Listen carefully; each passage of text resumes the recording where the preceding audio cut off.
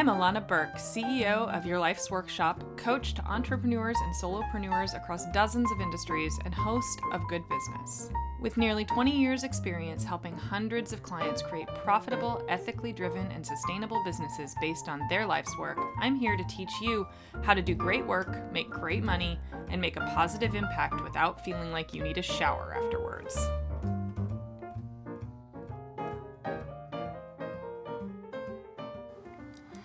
Hi everybody, today's episode dovetails on our last one where we talked about how your value isn't determined by your price tag. Today we're talking about discounts. First, we're going to talk about why businesses offer them and what their purpose is and why they are a good idea. Then we're going to talk about why they are probably a terrible idea for you and what to do instead. So, first up. Discounts are pretty self-explanatory. We all know what a 25% off sign looks like, right? You set a price based on a cocktail of the value of your work mixed with what the market will bear. A discount is when you drop the price. Duh, right? So what types of discounts exist? First off, there's primary, right? Percent or dollar off. BOGO, buy one, get one free. Then there's buy this, get that, right? Like buy this foundation and get this free tote bag. Then there's secondary.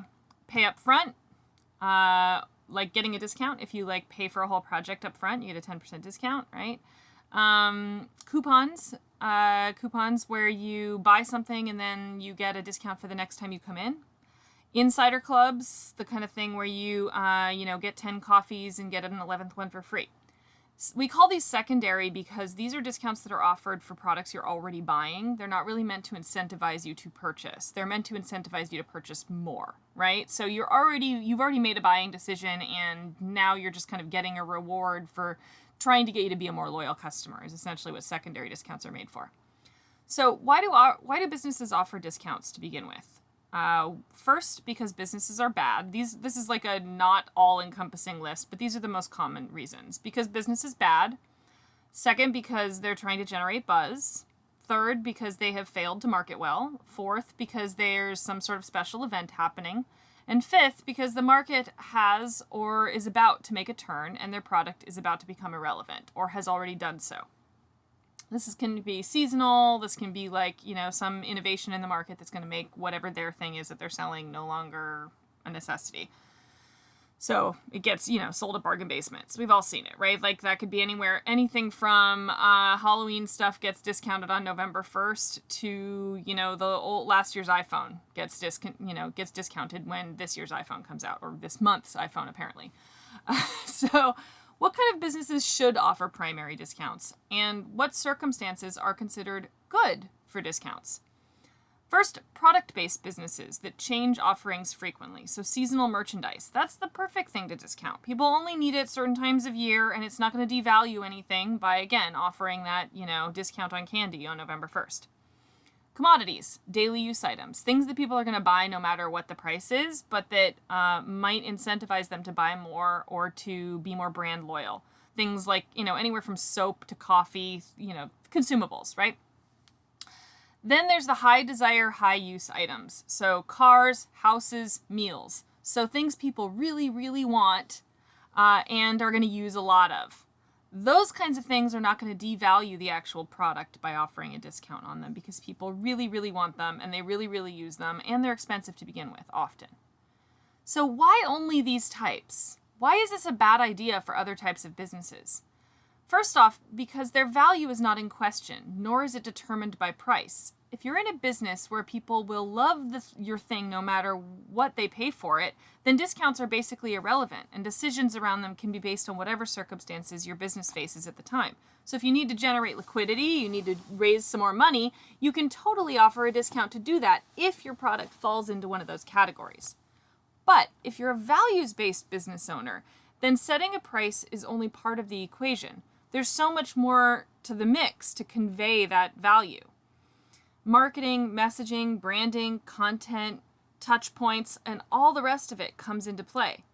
And if your offering is fundamentally not the most straightforward, then discounts are the last thing you want to add into the mix because it confuses, it muddies the water. Because first, you need to understand what motivates the buying decisions of your people. what you are helping them do. What are you helping them feel? What are you helping them understand? If your answer goes past a couple of words, then discounts are not for you. So like, if your answer is, I sell clothes, okay, sure, you can offer a discount once in a while. It's not going to harm your business.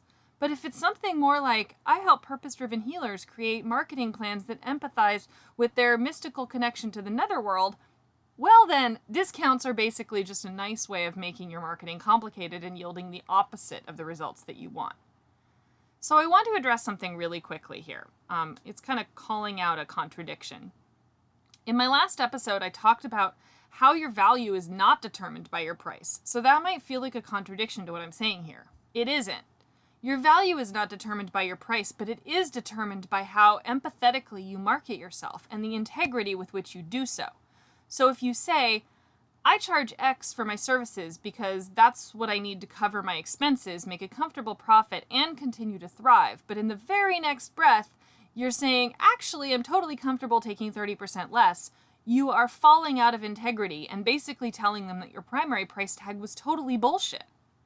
You're essentially saying, I lied to you yesterday. So beyond that, you're undermining trust. Fundamentally, that's what's underneath that. By changing your price tag, you essentially convey that the first level was a lie. And when the effectiveness of your work and your offer is based entirely on how much the person buying trusts you, it's of critical importance that you maintain that trust in every touch point, no matter what. So offering that discount and losing that trust can cost you a whole lot more than not getting the sale at all. Because I promise you, the people who buy your services at a discount, and only, this is an important detail here, if they're buying only because there was a discount, they will never be the ones that become your raving fans. They'll never be the years-long customers who come back again and again and rave about you. Because one more time, let me be crystal clear on why. It's not because your price and your value is intrinsically linked. It's because the people who bought on sale don't have the same level of trust for you, your word, and your offerings than those who buy at full price and who never see you discount anything. Therefore, you are more effective when people trust you. They listen to you more when they trust you. That's why you hear people constantly hammering on you should raise your price and therefore get higher value. It's not for the reason you think. It's not because they'll value it more highly at a higher price tag. It's because they will trust you more when it's more expensive. And when you establish that as your value level. It's about trust, not price. It's about trust, not value. Without trust, value is meaningless. So what do you do instead? You create promotions that build trust. And I want to make that clear. A promotion is not the same thing as a discount. You can promote all kinds of things, right? Promotions are good.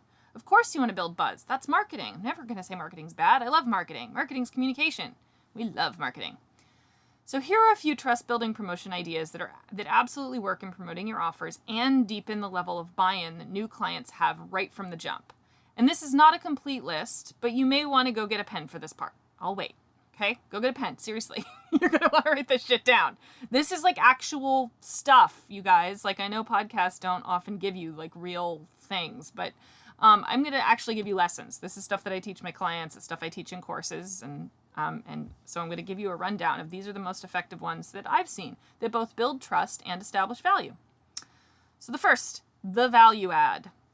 This is basically my regular price is X, but right now I'm also offering an additional session with me to do, insert something specific. Then you're preserving the integrity of your core value offering by doing this. You're preserving the integrity of your core value offering while also creating an attention-getting promotion. You see this a lot in education and leadership brands. Another example of this would be buy this and get this free gift. That's kind of another way of doing that. If it's informational, you want that gift to complement your product and be something that you would use in concert or in addition to. So this is like similar to one of those things on that primary list, but that's more like a buy this flashy thing that makes you want the first thing more so that it'll make you buy this other thing more. That's different. This is more like a buy this course and I'm going to give you a workbook with it that's going to deepen your experience with the course. Does that make more sense? Okay, second up in our types of promotions, the scholarship. I do this one all the time. I even have a scholarship fund set up so that my more successful clients can contribute. So how does a scholarship differ from a discount? Well, two ways. One, if you do it right, you actually fund the scholarship, meaning you have some way of getting actual real money into the scholarship fund. So you give someone $100 off and you actually still get paid. This is how I do it. Clients contribute to it, and then I match 100% in my hourly time. So this actually comes out to me making my base rate, I'd say probably 99% of the time, even with my scholarship clients. I still make the same amount of money that I would with anybody else. But it facilitates that happening because beneficiaries of my scholarship are coming back and contributing to it when they get more successful. And if you want to know more about it, you can email me or, ask, right? So second, your scholarship is basically a discount in disguise. Like that's there's kind of two ways, right? So the first is you fund it. The second is a discount in disguise. This is okay in my book as long as you work to build any potential lost trust by showing how deeply you care about the scholarship and its recipients. You do this by really engaging with the process. You don't make it easy for them to get it. You show potential recipients that it matters a lot to you and that it's not just a freebie. It's different than saying, my services are 20% off to everybody who comes in the door in the next 30 days. That's a completely different thing than saying, I'm offering a 1-seat scholarship for one person, and here's the 9 hoops you need to jump through to make sure that you're the right person for it. Now, a sidebar about scholarships. This is an opinion thing, but don't make your scholarships public. In other words, don't make people jump through hoops for money publicly. Okay, I fucking hate this shit. Like, I see people do this on Instagram all the time where it's like, you can get a free hour of coaching if you tell me below in the comments, like, all the reasons why you need more confidence. That's terrible. I'm sorry. You're putting somebody in an extremely vulnerable position who already needs help, and then you're making them feel more vulnerable and more public shame. Way to go on that. Make it private. Like, if you want to bring in a pool of people, it's the people, you want to bring it together, like make a community out of the people who are all applying. Start a little Facebook group that's temporary for people that are applying for your scholarship, and then they can share with each other. And make it a way that they can connect with one another. You never want to create shame in somebody who needs a handout. Like, it's okay, it's a handout. We can call it that. But you don't want to make them feel bad about it, right? That's not going to help their business. That's not going to help their growth. That's not going to help them feel good about working with you. And that's definitely not going to help them trust you. That's for fuck's sake, for sure. Excuse me. Excuse my French. I know, I swear too much. Okay. Third up, the package deal. Bundle things together occasionally and offer a nominal drop in the price while maintaining a high bracket. So keep the price high, but bundle them together so that it keeps the same sort of positioning as far as your the financial bracket that you're marketing to, but it gives more value. So if somebody needs to dig deep in their pockets or fund a little bit with a little bit of debt financing, then you're giving them a much higher value, and so that feels okay. So this builds trust mostly in those who are already deeply committed to working with you and buying from you. So trust isn't really an issue for them. You're essentially rewarding them for their attention and loyalty. This is a great thing to offer to a loyal email list, right? It's kind of a back pocket sell. So the beta test. This one is contentious because it only works when it's real. Okay? I see plenty of people pretend to beta test when they are actually just calling it that and because they're just actually trying to just get people to notice them and think that they can offer a steep discount without penalty.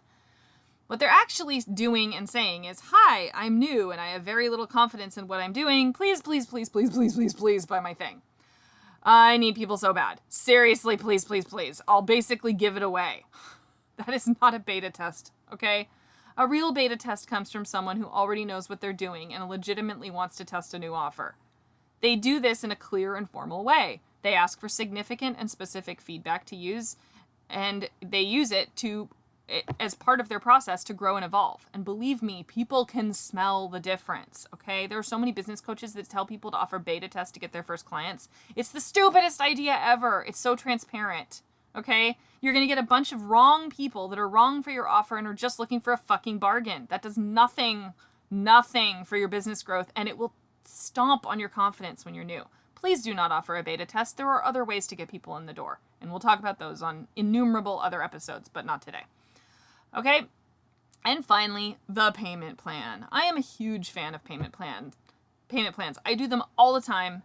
Nothing says let's trust each other more than my thing costs $2,000 and I'm okay with you paying it off long after our work is done. It says you're confident in your work and you care about affordability and accessibility. And as a sidebar, I never upcharge for payment plans. Yes, it might make like 5% less because of the repeated admin and fees and everything, but a client who would never have been able to benefit from working with me, the gift of that trust is everything. Why on earth would I want to penalize somebody over a few bucks? And 99% of the time, these are the clients who work the hardest and build their businesses and work and work and work. And they almost always come back with me and support the scholarship fund later. Like, I'd say 75% of the people who benefit from long payment plans have come back and contributed to the scholarship fund, which means they're funding the work of other people that come up behind them. What could be better than that, people? Like, I have clients that have paid me off and taken so long to pay off giant branding projects that by the time they're paid off, they're ready for a rebrand and we just start over again. And in 11 years, I have never, not once, not ever had anyone stiff me on their balance on their payment plans. Why? Because I do good work and they trust me and I trust them. It's as simple as that. So there you have it. We talked through why discounts are probably a bad idea for most of my listeners, who they're actually good for, and you now have a bunch of ideas of what to do instead. Go forth and trust. See you all next time. Bye-bye. Thanks so much for hanging out with me today. For more information, visit thegoodbusiness.co or yourlifesworkshop.com.